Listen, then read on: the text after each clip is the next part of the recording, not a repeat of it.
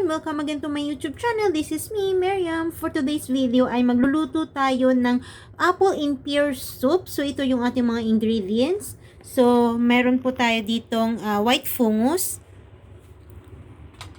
yung dates, at ito yung almond, yung lean pork, at 3 pieces na pears and 3 pieces na apple. Let's cook with Miriam. We cook simple and easy Chinese and Filipino recipes.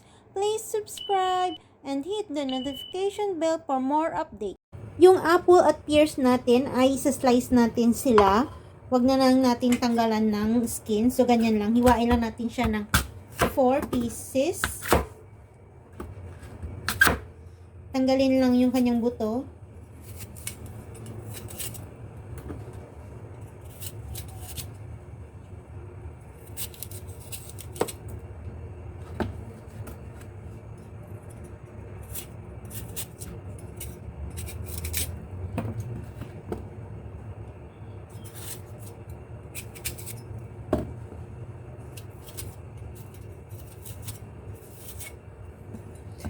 And also the pears. Cut into 4 pieces. Then tanggalin lang yung kanyang buto.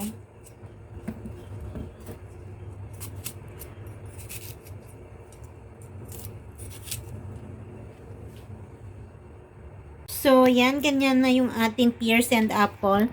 So i-cut lang ninyo ng 4 apat na hati. So, ganyan lang. No need to peel the skin. Yan. And I prepared boiling water.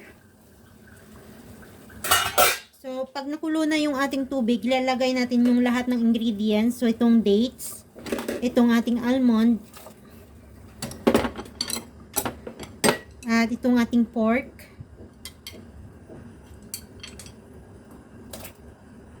and of course, ilalagay din natin yung ating, ayan, yung ating white fungus.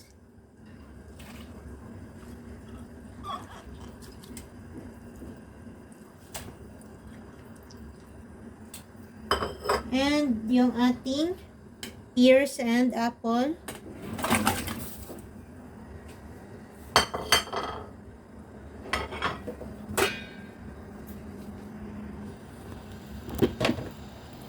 So, ganyan na siya. Pakukuluan lang natin siya ng 2 hours sa medium flame. So, cover muna natin. So, after 2 hours, ay open na natin. So, okay na yung ating soup. So, ang gawin natin ay maglalagay tayo ng salt, 1 spoon.